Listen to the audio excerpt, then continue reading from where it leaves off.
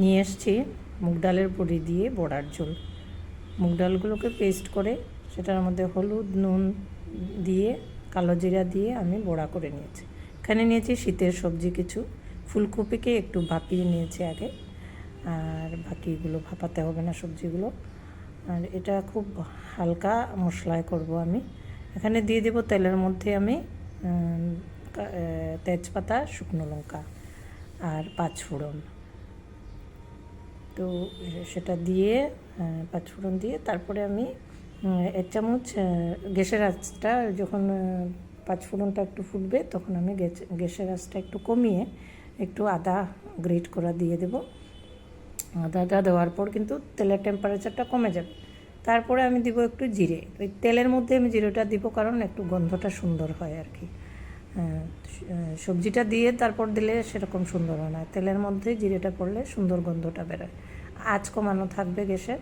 তারপরে আমি দরকার পড়লে আমি আগুন থেকে কড়াইটা একটু সরিয়ে নিলাম, নিয়ে আমি সবজিগুলো দিয়ে দিলাম।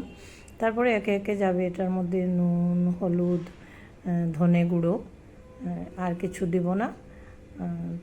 দিয়ে আমি একটু নাড়াচাড়া করব, একটু জলের ছিটা দেব, দিয়ে তারপরে ঢেকে দিয়ে দেব, ঢাকনা দিয়ে দেব। তো এই তরকারিটা ভীষণই সুস্বাদু হয় খেতে গরম ভাতের সাথে। তো আমি ভাবলাম রেসিপিটা তোমাদের সাথে শেয়ার করি। তো এইভাবে দেখো নাড়াচাড়া করে আমি জল ছিটা দিয়ে ঢাকনাটা দিয়ে দিলাম। সেদ্ধ হওয়া পর্যন্ত রান্না করব। তারপরে ঢাকনাটা খুলবো, খুলে আমি এখানে একটু গোবিন্দভোগ চাল আমি বেটে নিয়েছি, সেটা আমি একটু দিয়ে দিব। বেটে রাখা গোবিন্দভোগ চাল দিয়ে দেবো আমি এখানে। তারপরে এই যে দেখো দিয়ে দিচ্ছি।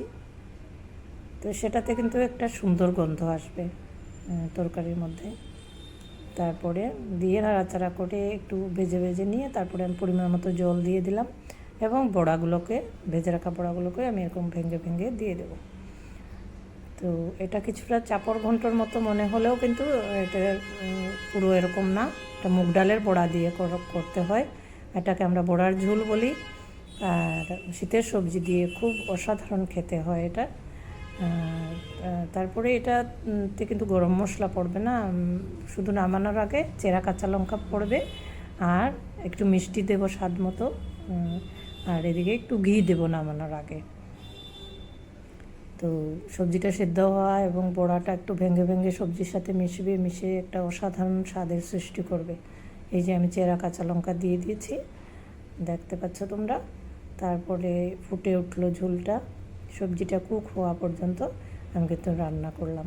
Thanks for watching. কেমন লাগলো জানিও।